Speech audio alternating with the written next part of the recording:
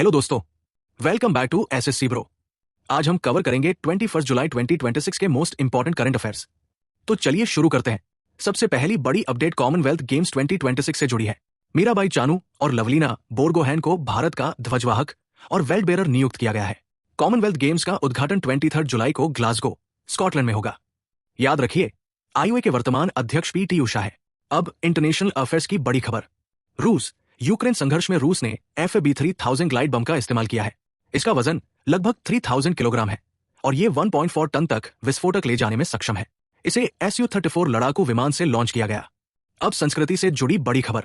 भारत का पहला इमर्सिव भाषा संग्रहालय शब्दलोक कोलकाता में शुरू किया गया है। यह राष्ट्रीय पुस्तकालय परिसर में स्थित है, जहां 380 भाषाओं को इंटरैक्टिव तकनीक के माध्यम से प्रदर्शित किया गया है। याद रखिए, अगस्त 2026 तक इसका प्रवेश निःशुल्क रहेगा। अब डिफेंस की बड़ी अपडेट।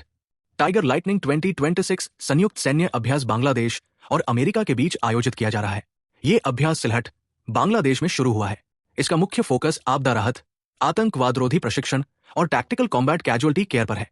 अब गवर्नेंस से जुड़ी महत्वपूर्ण खबर। छत्तीसगढ़ देश का पहला राज्य बन गया है जिसने रिस्क और ट्रस्ट आधारित बिजनेस परमिट सिस्टम लागू किया है।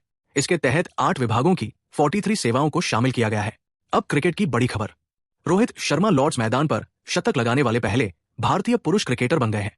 इसके साथ ही वे अंतर्राष्ट्रीय क्रिकेट में सबसे अधिक उम्र में शतक लगाने वाले भारतीय बल्लेबाज भी बन गए हैं।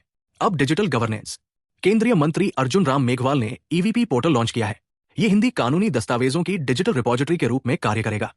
साथ ही सुप्रीम कोर्ट और हाई कोर्ट के निर्णय अब ऑनलाइन उपलब्ध होंगे। अब पर्यावरण की बड़ी खबर। परिवर्तन योजना को आवास एवं शहरी कार्य मंत्रालय ने मंजूरी दी है।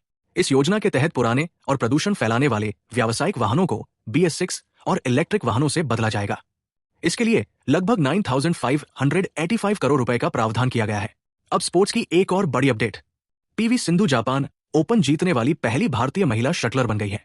फाइनल में उन्होंने अपनी प्रतिद्वंद्वी को सीधे गेमों में हराया। साथ ही ये उनके करियर का सबसे बड़ा खिताब ही माना जा रहा है।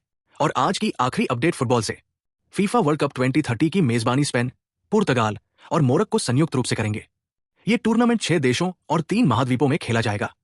याद रखिए, फीफा वर्ल्ड कप 2034 की मेजबानी सऊदी अरब करेगा।